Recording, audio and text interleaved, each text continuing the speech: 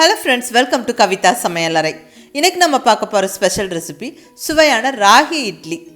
இந்த ராகி ஒரு அருமையான சிறுதானியம். கால்சியம் அயன் ஜாஸ்தி. அடிக்கடி நம்ம உணவுல எடுத்துக்கிறது ரொம்ப நல்லது. அதுவும் ராகியை மாவா அரைச்சு புளிக்க வச்சு இட்லி தோசையா செஞ்சு சாப்பிடுறது இன்னுமே நல்லது. நம்மளுக்கு விட்டமின் சத்துக்கள் அதிகம் கிடைக்கும்.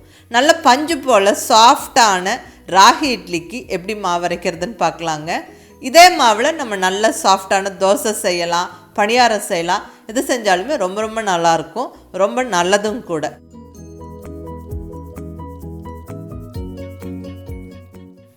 இப்போ நல்ல சுவையும் சத்தும் நிறைந்த நல்ல பஞ்சு போல் சாஃப்டான ராகி இட்லிக்கு எப்படி மாவு அரைக்கிறதுன்னு பார்க்கலாங்க. இதே மாவில் நம்ம தோசையும் செஞ்சுக்கலாம். இப்போ ராகி அரிசி உளுந்தெல்லாம் ஊற வச்சிடலாம். இங்கே 2 டம்ளருக்கு ராகி எடுத்துக்கிறேன். Whole finger millet 2 tumbler. எந்த டம்ளரில் நம்ம ராகி அளந்தோமோ அதே டம்ளர் அளவில் தான் ரைஸும் அளந்துக்கணும். ரைஸும் 2 டம்ளர். இங்கே பார்பாயில்டு இட்லி ரைஸ், இட்லி புழுங்கல் அரிசி 2 டம்ளர் ஊற வச்சுக்கிறேன். ராகி கூடவே போட்டுருங்க. அடுத்தது உளுந்தம்பருப்பு, அதே டம்ளர் அளவில் 1/2 டம்ளர் உளுந்தம்பருப்பு. இங்கே உருட்டுளுந்து, தோல் நீக்கிய உருட்டுளுந்து 1/2 டம்ளர் எடுத்துருக்கிறேன். கூடவே 1 டீஸ்பூன் வெந்தயம். அவ்வளோதான். எல்லாமே நம்ம ஒன்றாவே சேர்த்து ஊற வச்சிடலாம். தனித்தனியாக ஊற வைக்க வேண்டிய அவசியம் இல்லை. பட் நல்லா ஒரு 2-3 வாட்டி கழுவிட்டு நல்ல தண்ணி விட்டு நல்லா ஊற வச்சிடலாம். மினிமம் 3-4 மணி நேரம் கண்டிப்பாக ஊறணும். ஊறினதுக்கப்புறம் கிரைண்டரில் சேர்த்து அரைச்சிக்கிட்டால் ரொம்ப நல்ல மாவு சாஃப்ட் அண்ட் ஃப்ளஃபியாக வரும்.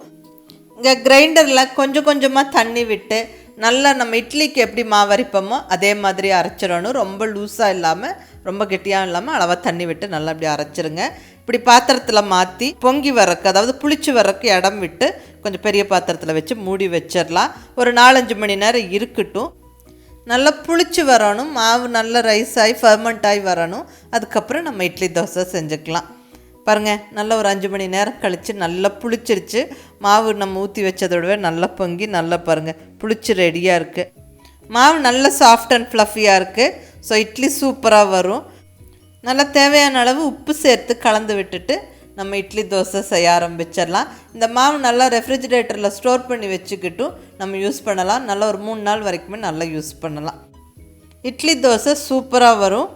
இப்போ மாவு நல்லா கலந்தாச்சு. இப்போ இங்கே இட்லி பிளேட்டில் எண்ணெய் தடவிட்டு நான் மாவு ஊற்றிக்கிறேன். நீங்கள் துணி போட்டு செய்கிற இட்லி பிளேட்லேயும் செய்யலாம், அது ஒன்றும் பிரச்சனை இல்லை. இங்கே இட்லி பாத்திரத்தில் தண்ணி விட்டு வச்சாச்சு. நல்லா தண்ணி கொதிக்க ஆரம்பிச்சிருச்சு. இப்படி நல்லா தண்ணி கொதித்ததுக்கப்புறமா நம்ம இட்லி பிளேட் உள்ளே வைக்கிறது தான் நல்லது. அப்போ தான் இட்லி நல்லா சாஃப்டாக வெந்து வரும். இப்போ இட்லி பிளேட் உள்ளே வச்சு க்ளோஸ் பண்ணி வச்சிடலாம். ஒரு 7-8 நிமிஷம் நல்லா குக் ஆகட்டும். பாருங்கள், இட்லி சூப்பராக ஜம்முன்னு ஃப்ளஃபியாக வெந்துருச்சு. இப்போ ஸ்டவ் ஆஃப் பண்ணி விட்டு லைட்டாக கொஞ்சம் ஆற விட்டுட்டு அதுக்கப்புறம் நம்ம இட்லி பிளேட்லேருந்து இட்லி எடுத்தோம்னா இட்லி பிளேட்டில் ஒட்டாமல் அழகாக அப்படியே ரவுண்டாக வந்துடும். பாருங்கள், சூப்பராக ஜம்முன்னு நம்மளுக்கு ராகி இட்லி ரெடி ஆயிருச்சு.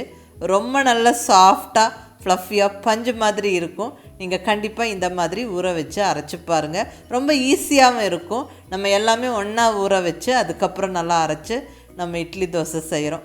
இட்லியும் சூப்பராக வந்துருச்சு. அடுத்தது அதே மாவில் நல்லா சூப்பராக தோசையும் செய்யலாங்க. நல்லா கொஞ்சம் தண்ணி விட்டு டைல்யூட் பண்ணிவிட்டு நல்லா ரோஸ்ட் மாதிரி தோசை செஞ்சு எடுக்கலாம்.